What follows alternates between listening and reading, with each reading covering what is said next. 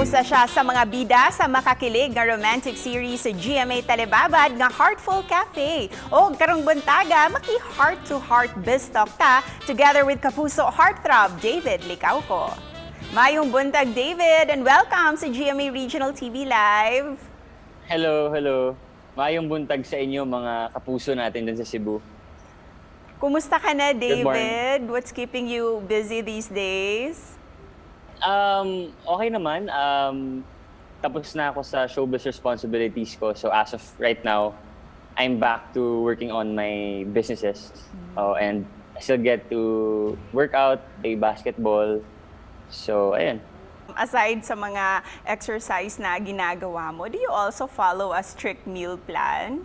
It's not really about what you eat. It's more about how much you eat. You know, I mean, yung quantity pa rin talaga. So, I believe na you can still eat cakes, ice creams, pero in moderation. And speaking of food, this time pag-usapan natin ang Heartful Cafe, ang bago mong project. Let's talk about your character na si Ace. Kasi aside sa nakakakilig yung chemistry niyong dalawa ni Julie, how exciting is this project for you, David? Well, I'm very, very excited kasi first of all, it's my first ever lead teleserye. And to talk about my role naman, my character's name here is Ace Nobleza. He's very well driven and parang goal-oriented talaga siya.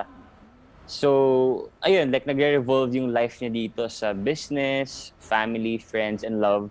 This time may question tayo from your fan na nanonood ngayon. This is, this question na sinend niya sa programa natin. Ito yon. Would you date someone like Julie Ann San Jose, David? Oo naman. Oo naman, di ba? Siyempre, given kung okay ng situation, why not? Baka pwede ko siyang maaya na kumain or something. Kung si Ace naman, sinusuyo si Heart sa Heartful Cafe. Ikaw, David, paano ka ba manligaw? Marami na akong nagawa eh. Pero ako, I make sure na, alam mo, like, hindi lang sa start. Kasi, like, diba, tendency sa simula lang yung yung yes. yung parang, ibigay ka ng, parang alam mo yan Kasi I'm married na Oo parang, so yun, I make sure na talagang ine-effortan ko.